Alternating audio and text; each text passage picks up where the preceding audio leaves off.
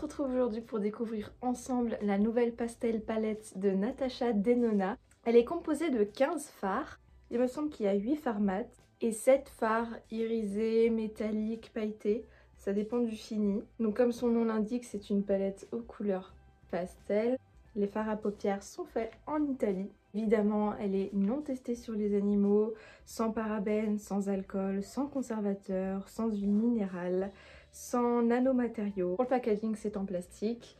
Je la trouve très jolie, vraiment. Elle est très minimaliste, mais super jolie. Elle reflète bien vraiment l'ambiance, le thème de la palette.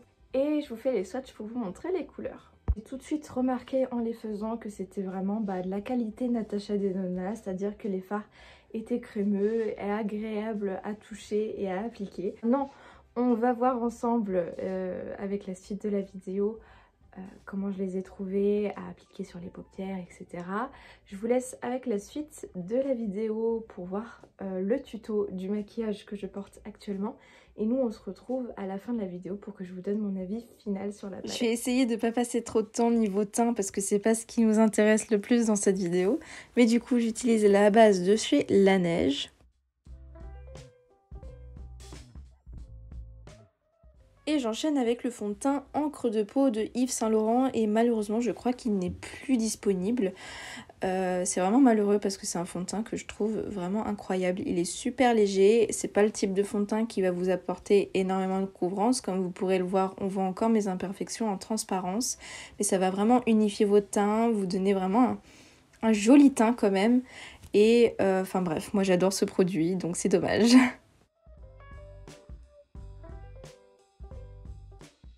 J'enchaîne avec mon anti-cerne de chez Laura Mercier que je vais appliquer évidemment au niveau de mon cerne mais également aussi dans le coin externe de mon œil histoire d'étirer un petit peu et puis sur mes petites imperfections histoire de les camoufler un petit peu plus.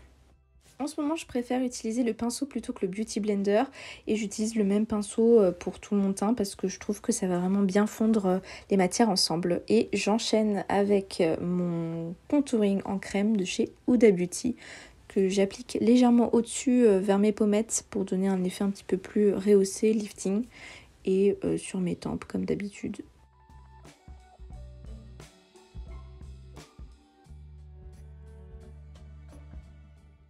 On continue avec la poudre de chez Laura Mercier, je n'ai plus à vous la présenter, vous la connaissez, tout le monde la connaît, voilà.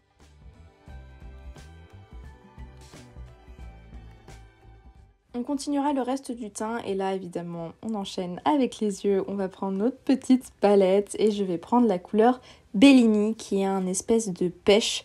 Je vais le mettre avec un pinceau plat et je vais l'appliquer sur toute ma paupière mobile.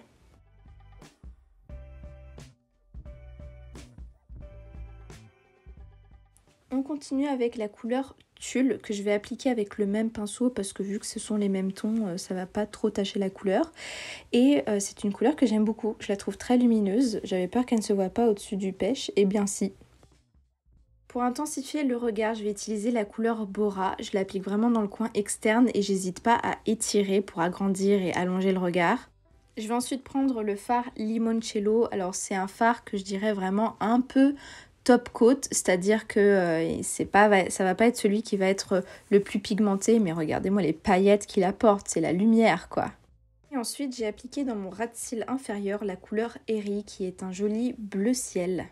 On a fini avec la palette et je vais prendre un col noir, tout simplement pour intensifier un peu. Je le mets dans la muqueuse interne, tout ça et tout. J'enchaîne avec le reste du teint, avec la palette de Dior. Regardez-moi le glow que ça apporte, vous verrez, miam miam. Évidemment, on ne peut pas terminer le regard sans mascara et je vais utiliser mon mascara de chez Pat McGrath. Pareil, je n'ai plus besoin de vous le présenter, il est génial. Si vous n'avez pas de mascara, achetez-le. Et puis pour les lèvres, j'avais déjà un baume à lèvres de chez Laneige et j'ai juste fait mon contour un petit peu pour les rehausser avec un crayon à lèvres de chez MAC.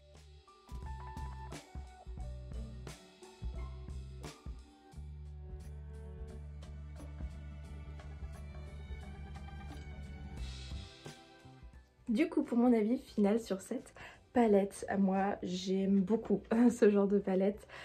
J'aime beaucoup les palettes colorées dans les tons frais. Je trouve ça parfait pour le printemps et l'été. Des fards qui, je trouve, se suffisent tout seuls. Par exemple, les fards vraiment très métallisés, pailletés, limoncello, duette, etc.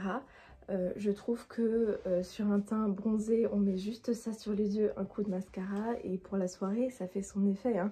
Ils sont très pailletés. Les fards mat sont très crémeux, très faciles à appliquer. Et d'ailleurs, cette palette, elle est vraiment, je trouve, parfaite pour les débutants parce que les fards de Natasha Denona se font très bien ensemble. Et là, c'est vrai que du coup, vous avez une palette colorée où vous pouvez faire vraiment plein de looks différents. Alors moi, j'ai fait celui-ci, mais il y a quand même pas mal de combinaisons possibles avec cette palette, ce qui est vraiment très bien. Pour des débutants qui auraient peur de se lancer dans la couleur, je trouve qu'elle est vraiment bien parce que vu que les fards sont pastels, ils sont pas non plus hyper pigmentés comme des fards fluo vraiment qui en jettent. Donc là ça reste quand même subtil et ils sont très faciles à travailler. Donc pour les débutants c'est parfait, et évidemment pour les intermédiaires et les confirmés c'est très bien aussi. Vous pourrez faire vraiment plein de looks différents.